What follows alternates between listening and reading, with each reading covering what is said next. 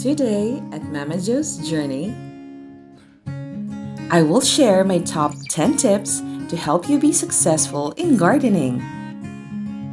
Ang mga ito ay nagather ko sa aking 5 years of experience in gardening.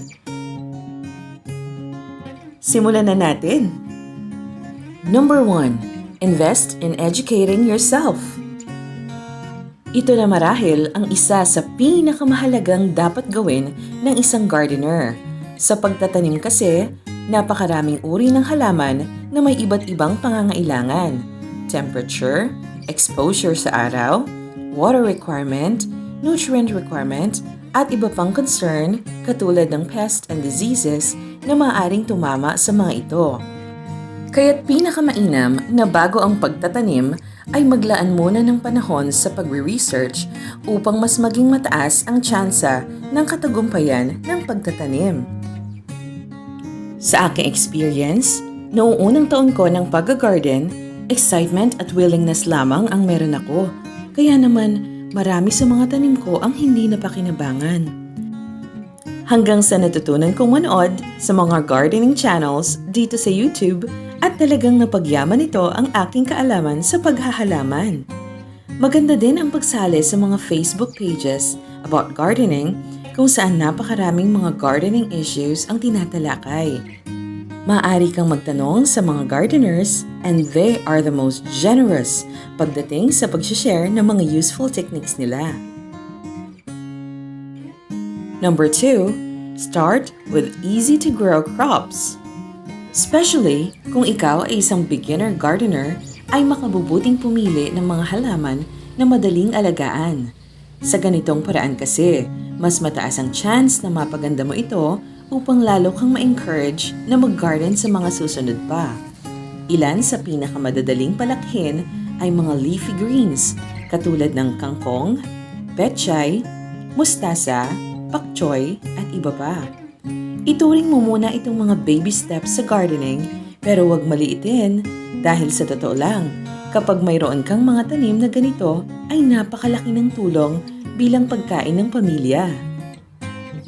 Upon gaining experience and confidence sa pagtatanim ng mga easy-to-grow crops na ito, ay maaari ka na mag-transition sa mga solanaceous crops katulad ng okra, talong, sili, kamatis at iba pa upang lalong maging self-sufficient. Number 3. Know what vegetables grow well in your area. This is highly dependent sa panahon at season kung saan kayo nakatira. Napakaraming crops na nais kong itanim, subalit dito sa amin sa Kapatagan ay mainit ang panahon. Kaya naman, limitado lamang ang aking maaaring itanim. Gustuhin ko man na magpalaki ng carrots, cabbage, broccoli, sayote, at kung ano-ano pang mga highland veg, ay lubos na mahihirapan kaya't nagko-concentrate na lamang ako sa mga mag-thrive sa aming mainit na panahon. Kahit ganito man ang panahon dito sa amin, ay marami pa rin nakatutuwang pananim na pwedeng ma-enjoy katulad ng buko, atis, guyabano, pomegranate, at kung ano-ano pa. Number 4. Invest in good soil. Isa ito sa mga fundamental na bagay na maghahatid sa iyong gardening success. Ang matabang lupa ay kailangan ng mga halaman upang lumaking malusog at matibay sa sakit.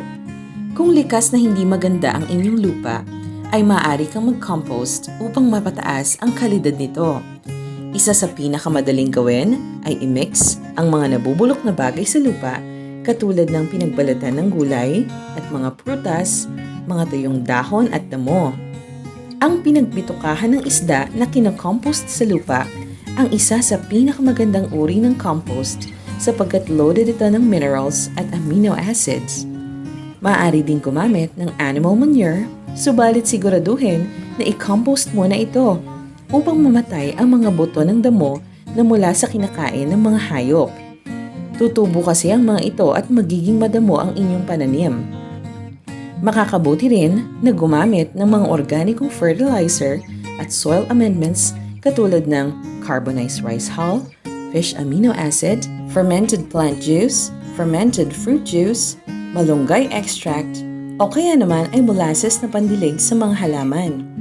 Mayaman kasi ang mga ito sa mineral na nakakapagpataba sa lupa, kaya't napapaganda ang mga tanim dito. Number 5. Be knowledgeable about nutrient, water, and sunlight requirement. Matapos na masigurong mataba ang lupa, ay tumungo naman tayo sa iba pang vital needs ng mga halaman. Unahin natin ang sunlight requirement. Ang mga leafy greens, katulad ng kangkong, pechay, mustasa, at iba pa, ay nangangailangan ng at least 6 hours of direct sunlight. Narito ang itsura ng punla ng pakchoy na kinulang sa sunlight exposure. Mapapansin na humaba ito at payat. Ang tawag dito ay leggy. Nagaganap ito sapagkat pilit na hinahabol ng punla ang sunlight na kailangan niya sa paglaki. Ang mga solanaceous crops naman, kung saan kabilang ang kamatis, talong, sili, okra, at iba pa, ay nagre-require ng mas maraming enerhiya mula sa araw upang makaproduce ng bunga. Kaya't kailangan nila ng at least 8 hours of direct sunlight. Pinakamainam sa halaman kung makaka-receive ang mga ito ng full sun exposure. Pagdating naman sa watering needs ay depende ito kung saan mo itinanim ang iyong mga halaman. Kung sila ay direktang nakatanim, ay mas madaling matuyo ang lupa kaya mas nangangailangan ito ng madalas na pagdidilig. Kung nasa container naman, lalo at plastic ang material na pinagtaniman, ay mas nakapag-hold ito ng moisture, kaya't hindi kailangan ng palagi ang pagdidilig. Dumako naman tayo sa nutritional needs. Ang nitrogen, phosphorus, at potassium ay mga tinatawag na macronutrients na kinakailangan ng mga halaman sa malaking amount, kaya pumili ng mga organic fertilizer at soil amendments na mataas dito. Number 6. Choose nutrient-dense vegetables. Para lalong sulit ang iyong pagtatanim, ay pumili ng mga gulay na mataas ang nutrient content.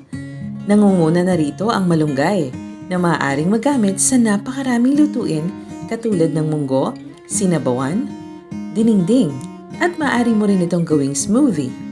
Bukod dito ay narito pa ang mga gulay na siksik sa sustansya: kale, spinach, carrots, broccoli, bell peppers, at iba pa. Number 7. Plant what your family likes to eat. Magtanim ng mga gulay na talagang kinukonsumo ng iyong pamilya. Sa ganitong paraan, mas makakatipid sa pagbili ng mga ito at mas ma-appreciate mo din ang lahat ng iyong gardening efforts sapagkat kapaki-pakinabang ang iyong mga itinatanim. Then, slowly introduce new vegetables sa diet ng iyong pamilya. Sa aking garden, ang kadalasang mga kinukonsume namin ay mga leafy greens, gourds katulad ng patola, upo at ampalaya, kalabasa, talong, okra at kamatis. Kaya ang mga ito ang hindi nawawala sa aming garden. Nagsimula din ako mag-introduce ng mga kale varieties na well-received naman ng aking mga anak, lalo na ang cheesy kale omelette at fried rice with kale na paborito nila.